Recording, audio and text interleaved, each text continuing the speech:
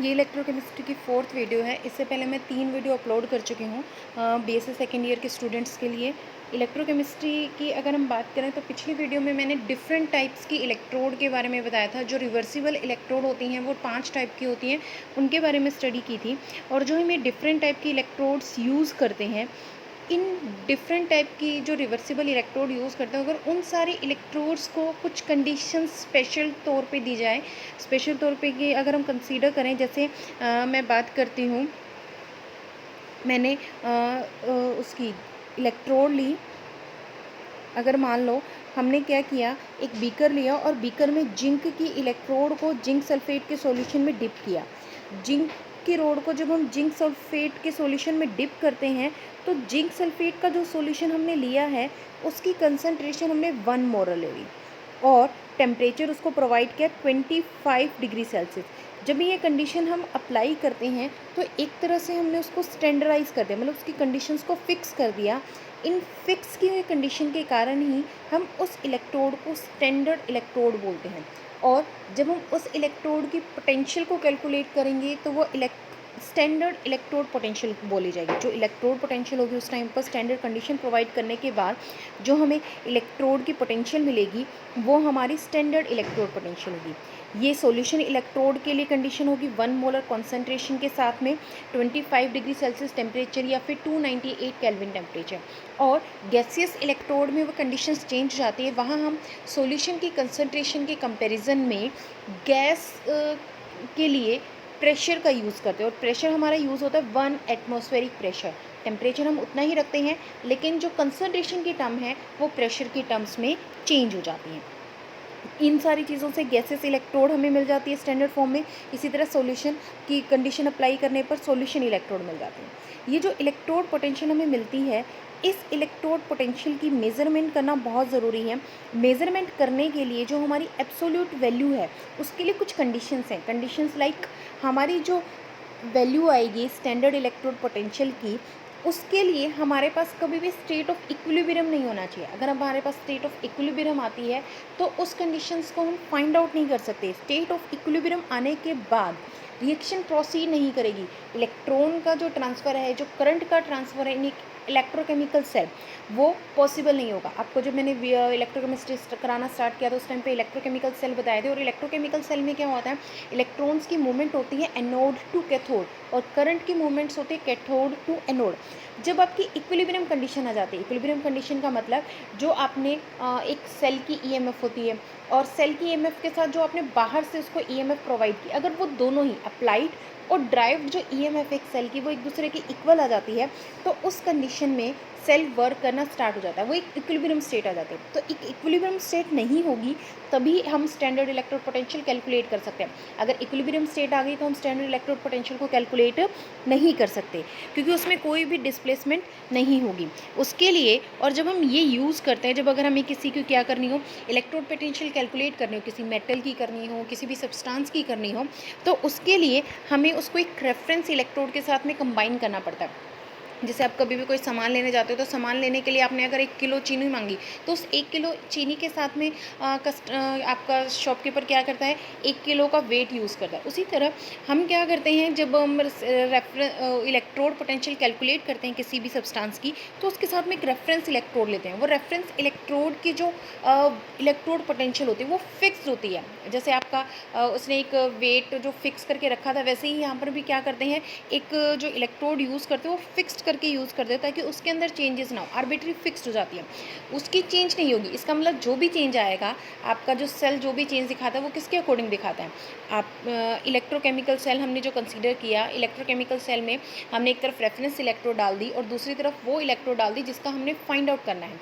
और जब हम आर्बिट्री हमारी जो फिक्स्ड हुई रेफरेंस इलेक्ट्रोड, उससे कोई चेंज नहीं आया क्योंकि हमें वो पता है, लेकिन जो दूसरी आई उसकी वजह से जो चेंजेस आएंगे इलेक्ट्रोकेमिकल सेल में वो काउंट हो जाएंगे और इस तरह से हमें पता चल जाएगा कौन सी यूज़ करनी है। और अच्छे से एक्सप्लेन मैं आगे वाली स्लाइड्स में बता देती हूँ आपको।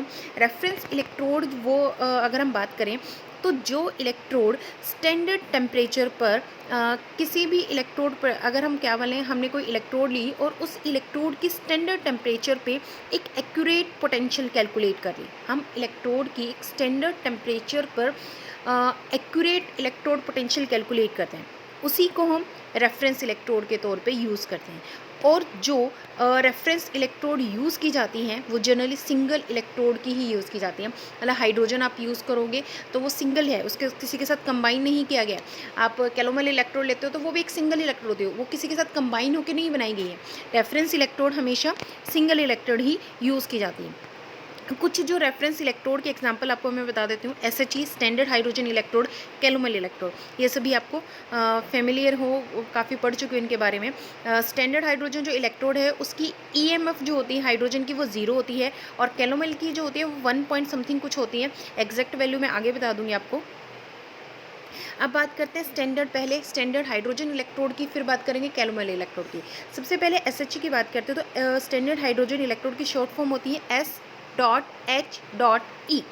इसकी जो EMF वैल्यू होती है, जो असाइंड वैल्यू होती है वो 0.00 वोल्ट होती है, इसलिए हम इसको सिर्फ 0 ही कंसीडर करते हैं।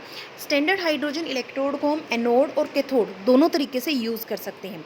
स्टैंडर्ड हाइड्रोजन इलेक्ट्रोड जब प्रिपेयर की जाती है हाइड्रोजन इलेक्ट्रोड, तो उसमें प्लेटिनम की जो फॉयल है उसके ऊपर हाइड्रोजन गैस पास की जाती है 1 एटमॉस्फेरिक प्रेशर पे, और उसमें हम क्या कहते हैं, उस हाइड्रोजन गैस जब हम पास करते हैं तो उसमें नीचे हमने क्या किया, सॉल्यूशन प्रोवाइड किया। टेम्परेचर हमने 25 डिग्री सेल्सियस रखा और नीचे उसमें HCl का सॉल्यूशन लिया। जब हमने ये कंडीशन ली तो वहाँ पर जो ये प्लेटिनम की फॉयल है उस पर कोई भी रिएक्शन नहीं होती है, वो किसी भी रिएक्शन में पार्टिसिपेट नहीं करती। प्लेटिनम एक इनर्ट मेटल की तरह यहाँ पर एक्ट करती है। प्लेटिनम इनर्ट मेटल है और वो पूरी तरह से यहाँ पर इस पूरी मेथड में इनर्ट ही रहती है। और दूसरा, अगर हम बात करें तो कुछ डिफ़िकल्टीज़ होती हैं इनको परफॉर्म करते वक्त, मतलब स्टैंडर्ड हाइड्रोजन इलेक्ट्रोड जब बनाई जाती हैं। एक कंडीशन होती है कि 1 एटमॉस्फेरिक गैसेस लेना, दूसरी कंडीशन होती है 1 मोलर सॉल्यूशन लेना, और 25 डिग्री सेल्सियस, मतलब अलग अलग कंसीडर होती हैं, कंडीशंस होती हैं। गैसेस के लिए 1 एटमॉस्फेरिक प्रेशर, सॉल्यूशन जो इलेक्ट्रोड 1 मोलर कंसंट्रेशन, और उसके लिए हमारी 25 डिग्री सेल्सियस, हम पहले बता चुके हैं आप लोगों को ये बात। अब बात करते हैं स्टैंडर्ड हाइड्रोजन इलेक्ट्रोड कैलकुलेट कैसे किया जाता है। स्टैंडर्ड हाइड्रोजन इलेक्ट्रोड कैलकुलेट करने की अगर मैं बात करूं तो उसको कैलकुलेट करने का मेथड होता है E cell is equal to, जो हमारी पूरे सेल की इलेक्ट्रोमोटिव फोर्स है वो इक्वल होती है ई राइट माइनस ई लेफ्ट, यानी कि जो आपकी राइट इलेक्ट्रोड है उसकी पोटेंशियल में से अगर हम क्या करें, लेफ्ट इलेक्ट्रोड की पोटेंशियल को सब्ट्रैक्ट कर देते हैं तो हमारे पास सेल की EMF आ जाती है। सेल EMF एक तरह से डिफरेंस होता है एनोड का कैथोड से, मतलब कैथोड में से जब हम एनोड की इलेक्ट्रोड पोटेंशियल को माइनस कर देंगे तो हमारे पास सेल की EMF हो जाएगी। अब यहाँ पर जिंक की हम कंसीडर करें तो जिंक की जब हमने क्या किया, स्टैंडर्ड हाइड्रोजन इलेक्ट्रोड को जिंक के साथ कंबाइन कर दिया।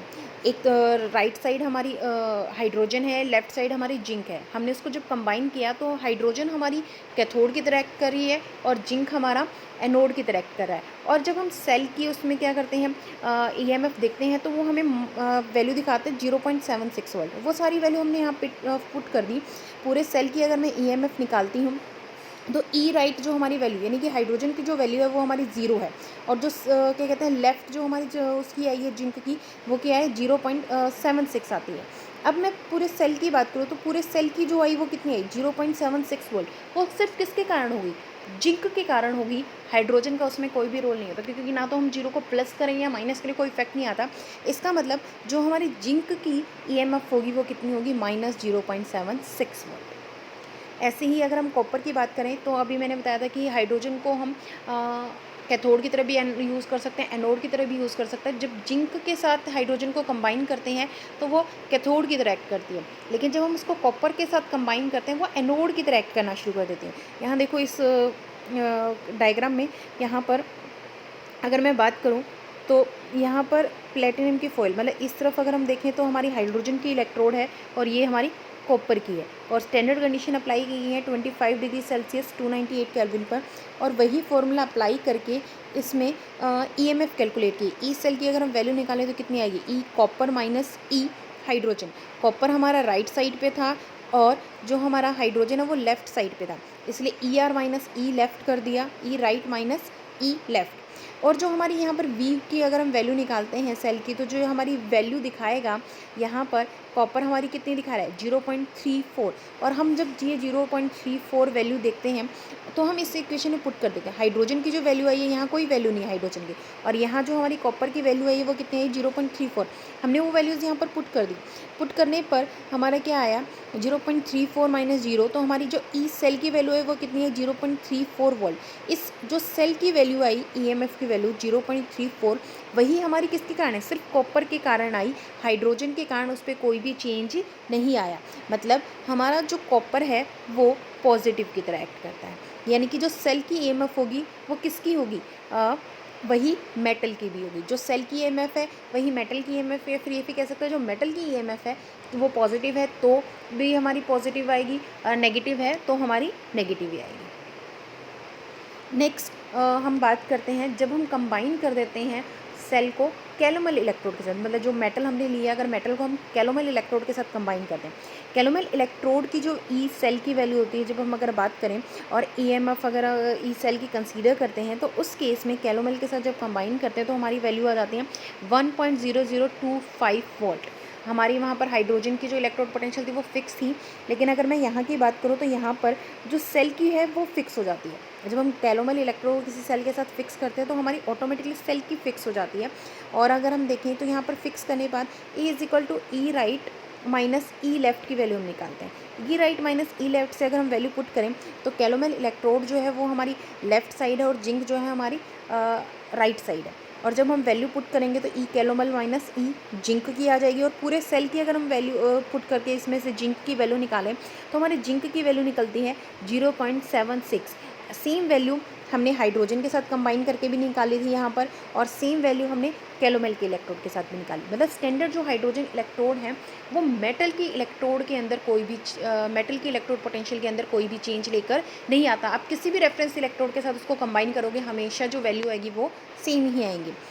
जो हम IUPAC अब जब हम स्टैंडर्ड हाइड्रोजन इलेक्ट्रोड यूज़ करते हैं तो स्टैंडर्ड हाइड्रोजन इलेक्ट्रोड के लिए IUPAC जो ऑर्गेनाइजेशन है उन्होंने कुछ कन्वेंशंस कुछ रूल्स बनाए थे। वो रूल्स क्या थे, जब हम क्या करते हैं EMF किसी हाफ सेल की यूज़ निकालने की प्रिडिक्ट करते हैं या फिर उसको डिटरमाइन करते हैं तो उसके लिए हम SHE को लेफ़्ट साइड भी पुट कर सकते हैं और राइट साइड भी पुट कर सकते हैं। बट हम अगर हमें हाफ सेल को स्टडी करना हो सिर्फ, तो हम हमेशा यही मान के चलेंगे सिर्फ हाफ सेल की स्टडी करनी है, हमें फुल सेल की स्टडी नहीं करनी, मतलब कंप्लीट सेल की स्टडी नहीं करनी, तो हम उस टाइम पे यही मान के चलेंगे जो हमारी हाइड्रोजन है वो लेफ़्ट साइड की तरफ है और जो हमारी दूसरा मतलब जो उसका अदर पार्ट है वो राइट हैंड साइड की तरफ है। और जो इलेक्ट्रोड होते हैं जब हमारा ये लेफ़्ट हैंड साइड की तरफ हमारा हाइड्रोजन प्लेस होगा तो उस टाइम हम ये मानेंगे कि जो हमारे इलेक्ट्रॉन फ्लो कर रहे हैं वो लेफ़्ट टू राइट चल रहे हैं। और जब लेफ़्ट टू राइट इलेक्ट्रॉन का फ्लो हो रहा है तो इसका मतलब जो हमारी हाफ सेल है वो इलेक्ट्रॉन्स को गेन कर रही है, और जो हाफ सेल इलेक्ट्रॉन्स को गेन करेगी तो वो रिडक्शन का प्रोसेस शो करेगी। इलेक्ट्रॉन्स की मूवमेंट लेफ्ट टू राइट है और हमारी हाफ सेल जो क्या करे इलेक्ट्रॉन को गेन करे। इलेक्ट्रॉन गेन करने का मतलब क्या है, रिडक्शन होना। और इस तरह से हम उस क्या कहते हैं ऑब्जर्व ईएमएफ को इलेक्ट्रोकेमिकल सेल के साथ कंबाइन कर देंगे और हमारी जो ईएमएफ आएगी वो किसकी आएगी, right hand side EMF of half cell आ जाएगी। हाफ सेल जो वैल्यूज़ होती हैं उनको हम स्टैंडर्ड रिडक्शन पोटेंशियल या फिर स्टैंडर्ड पोटेंशियल भी बोलते हैं। रिडक्शन था इसलिए स्टैंडर्ड रिडक्शन पोटेंशियल बोला गया। अगर हम ऑक्सीडेशन की बात करते हैं तो स्टैंडर्ड ऑक्सीडेशन पोटेंशियल बोला जाता है। हाइड्रोजन को अगर हम राइट हैंड साइड जब हम हाफ सेल के साथ कंबाइन करते हैं जब हम हाइड्रोजन को राइट लेफ्ट हैंड साइड करेंगे तो हमारे वो स्टैंडर्ड रिडक्शन पोटेंशियल बढ़ जाता है। लेकिन जब हाइड्रोजन को हम राइट हैंड साइड की तरफ पुट कर देते हैं तो उस जो वैल्यू आती है उसको हम स्टैंडर्ड ऑक्सीडेशन पोटेंशियल बोलते हैं। तो इस तरह से रिडक्शन पोटेंशियल और ऑक्सीडेशन पोटेंशियल एक दूसरे के अपोजिट होगी और हमें बार बार ये चीज़ें चेंज ना करनी पड़े कि ऑक्सीडेशन है रिडक्शन है या रिडक्शन है या ऑक्सीडेशन है, तो उन सबको एक वे में अरेंज कर दिया गया। हमने पिछले वीडियो में पढ़ा था कि जो स्टैंडर्ड रिडक्शन पोटेंशियल होती है वो नेगेटिव वैल्यू होती है स्टैंडर्ड ऑक्सीडेशन पोटेंशियल की। तो जहाँ पर भी रिडक्शन ऑक्सीडेशन पोटेंशियल होगी उस वैल्यू को हम ऑटोमेटिकली नेगेटिव में यूज़ करके रिडक्शन पोटेंशियल में चेंज कर देंगे।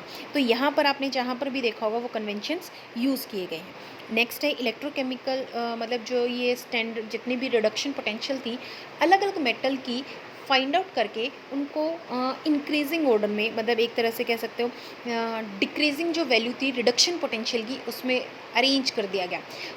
अरेंज करने के बाद हमारे पास जो सीरीज़ बन के आई उसको हम इलेक्ट्रोकेमिकल सीरीज़ बोलते हैं। और इलेक्ट्रोकेमिकल सीरीज़ को याद करने का मैंने ये यहाँ पर एक मेथड दिया है, जिसको याद करने के लिए क्या दिया हुआ है, लेके भारत सरकार का नाम मांझी, अली महान जानकर फेंके सीडी को नीचे, यहाँ पर को के बाद नीचे लिख लेना, वो मैं यहाँ पर टाइप करना भूल गई हूँ। सुनिया पानी है क्यों आए आग, आगे आगे नहीं है, यहाँ पर आग आएगा। सुनिए पानी है क्यों आग आए आग, होंगे पंडित भाई और केला और फुलवा। इन सब के यहाँ पर मैंने टेबल में बता दिए हैं। ले से लिथियम, केस से केला, के से पोटाशियम, भारत से बेरियम, सरकार से स्ट्रोंशियम, सी ए से कैल्शियम, नाम से सोडियम, मांझी से मैग्नीशियम, अली से एल्यूमिनियम, महान से मैग्नीज, जान से जिंक, कर क्रोमियम, फेके आयरन, सी डी कैडमियम, सी ओ कोबाल्ट, नीचे निकल, सुनियो टिन, पानी लेड, है हाइड्रोजन, क्यों कॉपर, आए आयोडीन, आग सिल्वर, होंगे मरकरी, पंडित प्लेटिनम, भाई ब्रोमियम और ऑक्सीजन, केला क्लोरीन और गोल्ड फुलवा फ्लोरीन। ये सारे के सारे याद करने का एक तरीका है, आप याद करना चाहो तो कर सकते हो। ये जो इलेक्ट्रोकेमिकल सीरीज़ है मैंने इसमें यूज़ की है, लेकिन इसमें सारी की सारी नहीं है। आप अगर अब देखोगे 12th क्लास की एनसीईआरटी या फिर और बुक्स देखोगे तो उनमें बहुत सारी भी दी गई होंगी, लेकिन जो इम्पोर्टेंट है मैंने सिर्फ उन्हीं को यहाँ पर एक फ़ोटो में डाल के आपको दिया गया है। इसमें जो है इलेक्ट्रोकेमिकल सीरीज़ में आप देख रहे होगे डिक्रीजिंग ऑर्डर में जो रिडक्शन पोटेंशियल है वो डिक्रीजिंग ऑर्डर में अरेंज की गई है।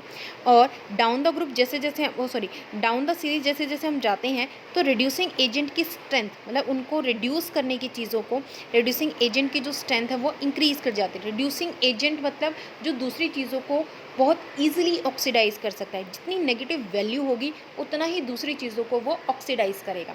स्ट्रॉन्ग रिड्यूसिंग एजेंट होगा तो इसका मतलब क्या होगा, वीकर ऑक्सीडाइजिंग एजेंट होगा। ऐसे ही स्ट्रॉन्गर ऑक्सीडाइजिंग एजेंट होगा तो वीकर रिड्यूसिंग एजेंट होगा। ये जो इलेक्ट्रोकेमिकल सीरीज़ है, इस इलेक्ट्रोकेमिकल सीरीज़ की कुछ कैरेक्टरिस्टिक्स हैं। कैरेक्टरिस्टिक्स अगर हम बात करें इलेक्ट्रोड पोटेंशियल ई की बात करें, जो हमारी स्टैंडर्ड रिडक्शन पोटेंशियल है, वो अगर ग्रेटर देन जीरो है तो वो रेड्यूस्ड फॉर्म में है, रेड्यूस्ड हो सकता है, और लेस स्टेबल होगा। जो उसकी रेड्यूस्ड फॉर्म है वो लेस स्टेबल होती है हाइड्रोजन से। गलत बोल गई। अगर हम बात करें हमारी जो इलेक्ट्रोड पोटेंशियल है, स्टैंडर्ड रिडक्शन पोटेंशियल है, वो अगर हमारी जीरो से ज़्यादा है, मतलब उसकी वैल्यू प्लस में है, तो इट मीन्स उसकी जो रेड्यूस्ड फॉर्म है वो ज़्यादा स्टेबल है हाइड्रोजन से। अगर उसकी वैल्यू जीरो से कम है, नेगेटिव में वैल्यू है, तो उसकी जो रेड्यूस्ड फॉर्म है वो लेस स्टेबल है हाइड्रोजन से। मतलब यहाँ पर जो वैल्यूज़ की अगर मैं बात करूँ डाउन द ग्रुप मेटल्स की रेड्यूस्ड फॉर्म जो वो लेस स्टेबल होगी हाइड्रोजन से, लेकिन उसकी ऑक्सीडाइज्ड जो फॉर्म है वो ज़्यादा स्टेबल होगी हाइड्रोजन से। ऐसे ही अगर मैं बात करूँ तो डाउन द सीरीज़ जैसे जैसे हम जाते हैं टॉप से बॉटम की तरफ आते हैं, तो मेटल की जो सीरीज़ है वो डाउन द ग्रुप इंक्रीज़ करती जा रही है। Reduction potential down the group इसकी इंक्रीज़ करती जा रही है। इसका मतलब जो एक्टिविटी है मेटल्स की वो डाउन द सीरीज़ इंक्रीज़ करती जाएगी, लेकिन जो नॉन मेटल की एक्टिविटी है वो डाउन द सीरीज़ डिक्रीज़ करती जाएगी। फ्लोरीन जो होता है उसकी हाईएस्ट जो है पोटेंशियल है, रिडक्शन पोटेंशियल है हाईएस्ट 2.87 पॉजिटिव में वैल्यू है। इसका मतलब वो वीकर रिड्यूसिंग एजेंट है, यानी कि दूसरी चीज़ों को आसानी से ऑक्सीडाइज नहीं कर सकता, लेकिन रिड्यूस्ड ज़रूर कर सकता है। ऐसे ही अगर मैं बात करूँ लिथियम की, तो लिथियम की सबसे ज़्यादा नेगेटिव वैल्यू है -3.04, तो वो दूसरी चीज़ों को ऑक्सीडाइज ईजिली कर लेगा बट उनको रिड्यूस नहीं कर सकता, रिडक्शन नहीं कर सकता। जो इलेक्ट्रोकेमिकल सीरीज़ है उसकी अगर हम कैरेक्टरिस्टिक्स की बात करें तो जितनी नेगेटिव वैल्यू होगी, जितना नेगेटिव पोटेंशियल वैल्यू होगी, रिडक्शन पोटेंशियल जितनी ज़्यादा होगी, उतना ही वो ऑक्सीडेशन करेगा, एनोड की तरह एक्ट करेगा अगर हम उसको स्टैंडर्ड हाइड्रोजन इलेक्ट्रोड के साथ कंबाइन करते हैं।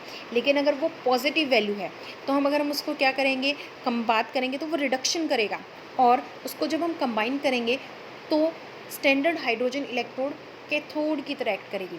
यानी कि अगर मैं बात करती हूँ तो मेटल के साथ में जो स्टैंडर्ड हाइड्रोजन इलेक्ट्रोड है उसे हमने एनोड की तरह एक्ट करवाना है। लेकिन अगर मैं बात करती हूँ पॉजिटिव इलेक्ट्रोड पोटेंशियल की, तो उस टाइम पे हमने उसको कैसे एक्ट कराना है, कैथोड की तरह एक्ट कराना है, मतलब उस पर कैसा होगा, रिडक्शन होगा। सब्सटेंस जो बिलो हाइड्रोजन होते हैं वो स्ट्रॉन्गर रिड्यूसिंग एजेंट होते हैं हाइड्रोजन के कंपैरिजन में, और सब्सटेंस जो अबव हाइड्रोजन होते हैं वो वीकर रिड्यूसिंग एजेंट होते हैं। एप्लीकेशन ऑफ इलेक्ट्रोकेमिकल सीरीज़ की बात करूँ तो जो इलेक्ट्रोकेमिकल सीरीज़ है वो बहुत सारी चीज़ों को कैलकुलेट करने में हमें हेल्प करती है। ईएमएफ कैलकुलेट कर सकते हैं। ईएमएफ के एग्जांपल मैंने स्टार्टिंग में जब ये वीडियो कराई थी तभी बता दिए थे, और भी बता दूंगी अभी। और दूसरा, रिडॉक्स रिएक्शन पॉसिबल है या नहीं है, मतलब रिडॉक्स रिएक्शन जो सेल है वो वर्क करेगा या नहीं करेगा, इसके थ्रू हम वो भी बता सकते हैं। मतलब इलेक्ट्रोकेमिकल सेल की फिजिबिलिटी के बारे में बताता है, रिडॉक्स रिएक्शन की फिजिबिलिटी के बारे में इसके थ्रू हम फाइंड आउट कर सकते हैं। इसके अलावा मेटल से हाइड्रोजन गैस लिबरेट होगी या नहीं होगी, जो मेटल को हम क्या करते हैं, एसिड में डिप करते हैं तो उसमें से हाइड्रोजन गैस लिबरेट करती है। आपने ये पढ़ा होगा, मेटल जब किसी एसिड के साथ में रिएक्शन करते हैं तो उसमें हाइड्रोजन गैस लिबरेट करती है। लेकिन वो लिबरेट करेगी या नहीं करेगी, मेटल कितनी रिएक्टिव है नहीं है, ये सारी कंडीशंस के अकॉर्डिंग इलेक्ट्रोकेमिकल सीरीज़ के थ्रू उसको एक्सप्लेन कर सकते हैं। इसके अलावा ऑक्सीडेशन और रिडक्शन किसका पॉसिबल है वो भी एक्सप्लेन किया जा सकता है। सबसे पहले है calculation of standard EMF of given electrochemical cell. Electrochemical cell है, यहाँ पर एक जिंक का सिल्वर के साथ कंबाइन करके सेल लिया हुआ है, और इसमें हम वही फॉर्मूला यूज़ कर रहे हैं, E naught cell is equal to E right minus E left. अगर हम देखें तो जिंक हमारा लेफ़्ट साइड कंबाइन किया गया है और सिल्वर हमारा राइट साइड कंबाइन किया गया है। और जब हम ये देखें तो सीरीज़ के अकॉर्डिंग इस जो मैंने फ़ोटो डाली उस सीरीज़ में सिल्वर की वैल्यू नहीं है। सिल्वर की वैल्यू अगर आप इलेक्ट्रोकेमिकल सीरीज़ में देखेंगे तो 0.80 वोल्ट होती है, और जिंक की वैल्यू होती है -0.76। मैंने वहाँ दोनों वैल्यू पुट की हैं, तो हमारी ई नोट जो सेल की वैल्यू आती है वो कितनी आती है, 1.563 वोल्ट। और अब अगर ये हमारी सेल की वैल्यू है, ये हमारी ड्राइव्ड वैल्यू है, और अगर आप क्या करते हो सेल पे एक्सटर्नल किसी मेथड से इतनी ही वैल्यू अप्लाई कर देते हो, तो ड्राइव्ड और अप्लाइड जब सेम हो जाते हैं तो सेल वर्क करना बंद कर देता है। अब बात करते हैं predict the feasibility of redox reaction. इस ईएमएफ के थ्रू भी हम ये पता लगा सकते हैं, हम केमिकल सीरीज़ के थ्रू ईएमएफ की वैल्यू कैलकुलेट करते हैं, और ईएमएफ की वैल्यू कैलकुलेट करके ई नोट सेल वैल्यू कैलकुलेट करके ये बता सकते हैं कि रिएक्शन फिजिबल है या नहीं है। अगर ई नोट सेल की वैल्यू पॉजिटिव आती है तो इसका मतलब रिएक्शन होगी, अगर ई नोट सेल की वैल्यू नेगेटिव आती है तो इसका मतलब रिएक्शन पॉसिबल नहीं है।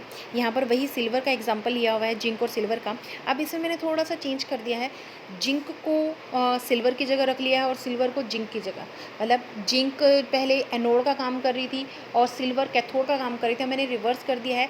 सिल्वर हमारा कैथोड का काम, एनोड का काम कर रही है, और जिंक हमारा कैथोड का काम कर रहा है। ये यहाँ पर रिएक्शन भी दिया है, एनोड की रिएक्शन में लॉस ऑफ इलेक्ट्रॉन जो हमारा सिल्वर एक्ट कर रहा है, कैथोड की रिएक्शन में गेन ऑफ इलेक्ट्रॉन है जो हमारा जिंक एक्ट कर रहा है। उन दोनों की वैल्यूज़ मैंने यहाँ पर पुट कर दी, और ई नोट सेल की वैल्यू कैसे है, -1.563, मतलब ये रिएक्शन पॉसिबल नहीं है। लॉस ऑफ इलेक्ट्रॉन सिल्वर पर नहीं होगा ये रिएक्शन, ये इलेक्ट्रोकेमिकल सेल पॉसिबल नहीं है। नेक्स्ट अगर हम बात करें कि हाइड्रोजन गैस कौन से डिक्रीज़ करेगा, मतलब कहाँ से मेटल से लिबरेट करेगी नहीं करेगी, उसकी अगर हम बात करें, जब भी हम क्या करते हैं किसी इलेक्ट्रोकेमिकल सीरीज़ में कोई भी मेटल अबव हाइड्रोजन है तो वीकर रिड्यूसिंग एजेंट हो जाती है, और वीकर रिड्यूसिंग एजेंट होने के कारण, हाइड्रोजन से वीकर रिड्यूसिंग एजेंट होने के कारण वो हाइड्रोजन को कभी भी H2 में कन्वर्ट नहीं कर सकती। इसी तरह अगर हम बात करें कोई मेटल हाइड्रोजन से बिलो लाई करती है तो वो H पॉजिटिव को आसानी से H2 में कन्वर्ट कर सकती है। तो यहाँ पर हम इसमें जो है एक्सप्लेन कर सकते हैं कि जिंक जो है वो क्या कर रहा है, H पॉजिटिव से Zn2 पॉजिटिव में कन्वर्ट हो रहा है और हाइड्रोजन गैस लिबरेट कर रहा है। लेकिन अगर मैं बात करूँ कॉपर की, तो कॉपर ये चीज़ नहीं कर सकता, कॉपर ये वाली रिएक्शन नहीं दे सकता। जिंक तो रिएक्शन दे सकता है, लेकिन कॉपर जो है वो हाइड्रोजन के साथ रिएक्ट करके हाइड्रोजन गैस रिलीज़ नहीं कर सकता। ये वाली रिएक्शन पॉसिबल नहीं है, लेकिन हमारी ये वाली रिएक्शन पॉसिबल है। इसको अगर हमें फाइंड आउट करना हो तो ये हम उसके थ्रू कैलकुलेट कर सकते हैं। Copper H positive dilute sulphuric acid के साथ कभी भी कॉपर Cu2 पॉजिटिव में चेंज नहीं होगा। ये देखिए यहाँ पर अगर मैं बात करूँ इलेक्ट्रोकेमिकल सीरीज़ में, तो इलेक्ट्रोकेमिकल सीरीज़ में जो हमारा कॉपर आता है वो हाइड्रोजन से ऊपर आता है, और जब कॉपर हाइड्रोजन से ऊपर आ रहा है तो मतलब हाइड्रोजन गैस को लिबरेट नहीं कर सकता। लेकिन जिंक जो है हमारा हाइड्रोजन से नीचे आ रहा है, तो इसका मतलब वो हाइड्रोजन गैस को लिबरेट कर सकता है।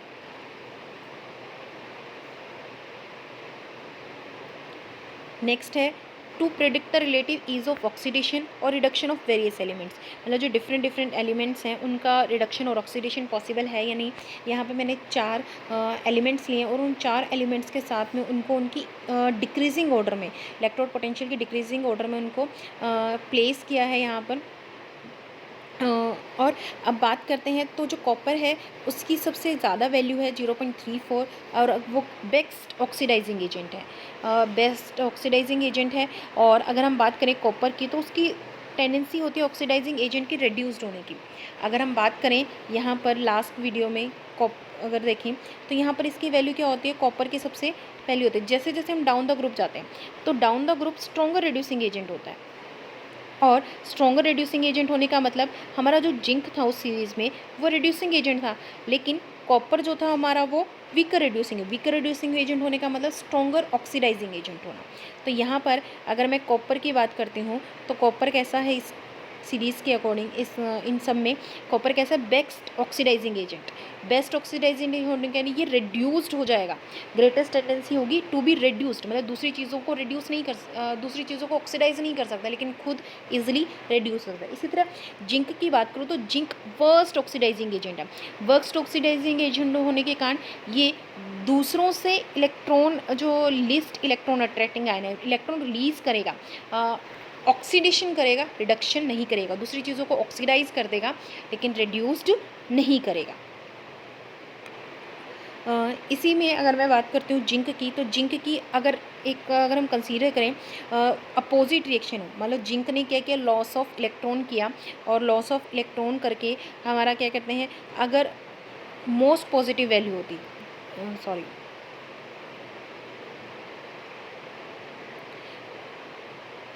अगर हमारी कंडीशन ऐसी होती, जिंक की वैल्यू पॉजिटिव होती और कॉपर की वैल्यू से कंपेयर करते, अगर हमारी जिंक की वैल्यू क्या होती, प्लस 0.76 होती, तो उस कंपैरिजन में हमारा जिंक जो हो जाता बेस्ट ऑक्सीडाइजिंग एजेंट हो जाता, और जो कॉपर है हमारा वीक ऑक्सीडाइजिंग एजेंट हो जाता है इन कंपैरिजन ऑफ जिंक। तो अकॉर्डिंग टू उस टेबल के अकॉर्डिंग हम माने तो कॉपर को कैन ऑक्सीडाइज, कॉपर को जितने भी हैं सारे के सारे ऑक्सीडाइज कर सकते हैं, लेकिन इनमें से किसी को भी कॉपर ऑक्सीडाइज नहीं कर सकती। ऐसे हाइड्रोजन की बात करूं तो हाइड्रोजन को क्या कर सकते हैं, निकल और जिंक ऑक्सीडाइज कर सकते हैं, लेकिन हाइड्रोजन जो है वो कॉपर को ऑक्सीडाइज कर सकती है। कॉपर जो थी वो इन तीनों में से किसी को भी ऑक्सीडाइज नहीं कर सकती थी, वो सिर्फ रिड्यूस कर सकती थी। इसी तरह अगर हम बात करें हाइड्रोजन की, तो हाइड्रोजन इन निकल और जिंक को रिड्यूस कर सकती है और कॉपर को ऑक्सीडाइज कर सकते हैं। इसी तरह निकल की बात करूँ तो निकल जिंक को रिड्यूस कर सकता है, हाइड्रोजन और कॉपर को ऑक्सीडाइज कर सकता है। और देन हम बात करें जिंक की, तो जिंक बाकी सभी को ऑक्सीडाइज कर सकता है।